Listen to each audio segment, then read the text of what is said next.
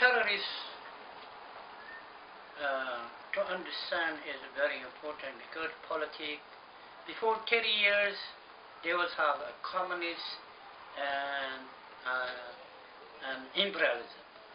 Now it changed into terrorists.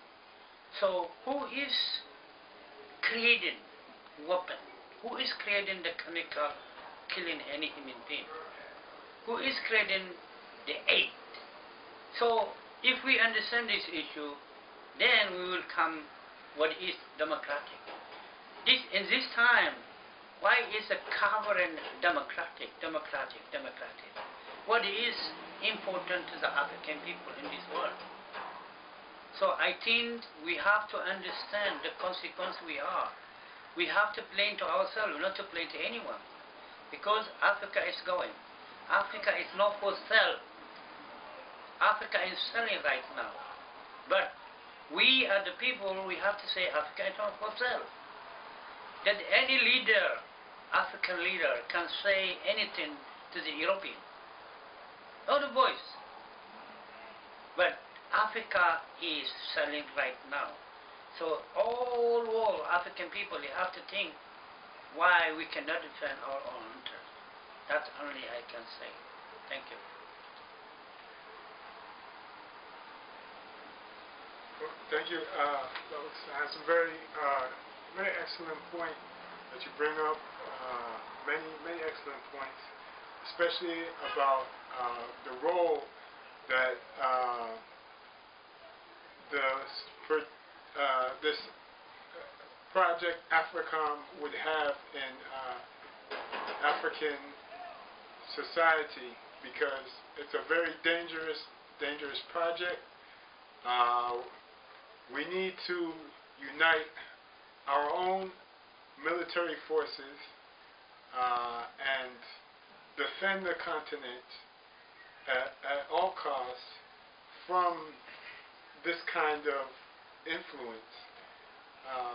The African Union has itself run a successful peacekeeping operation within Africa, and that needs to be the only military that has that level of influence on the continent. There needs to be no Europeanized military force on the continent.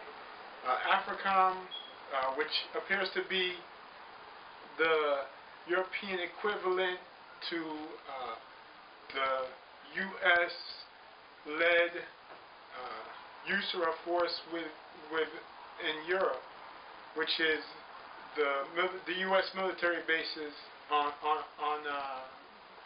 the European continent, and the role that this will play in African society will degrade from the unification of our African people. We also need to respect, as you said, the fact that Africa is not for sale. We sell ourselves out so short when we focus on our own individual or our own select organizations. What we need to do is organize as a whole, as a people, and put pressure on our leadership so that they don't sell ourselves so short. We have all the resources. We have the oil, we have the gold, the silver, the precious metals, we have the food. There's no reason why we don't have a self-sufficient continent, and that we're not organized to where we don't have to sell ourselves in order to meet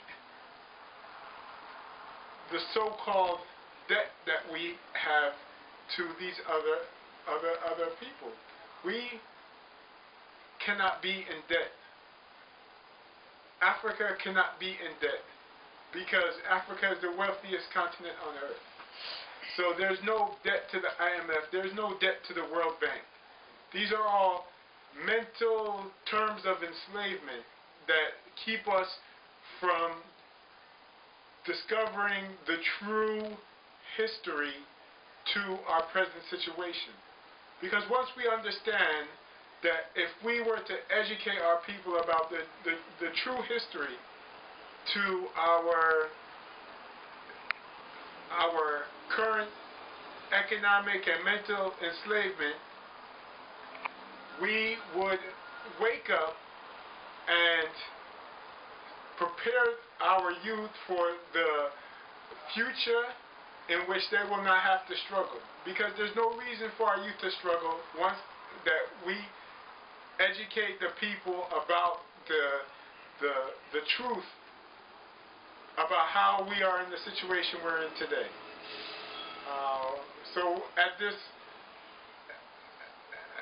this time, we need to really start educating people about the Africom, the situation with the African Union, and our history.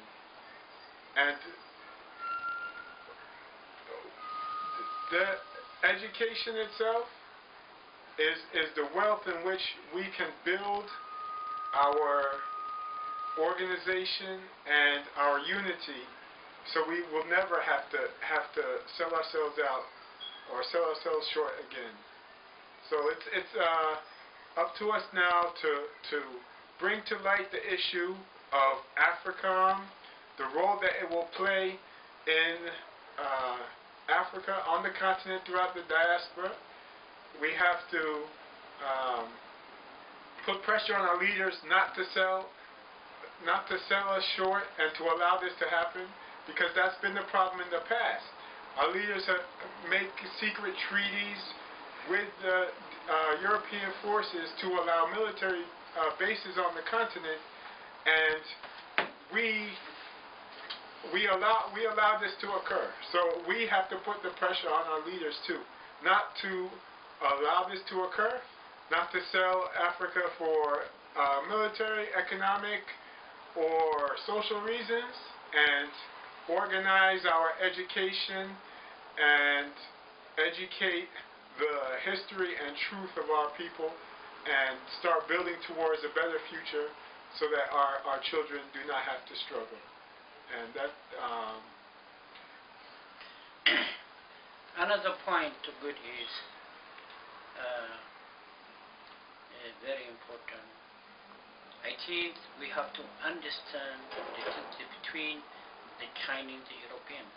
Very serious, because now in Africa, 1 million Chinese in Africa.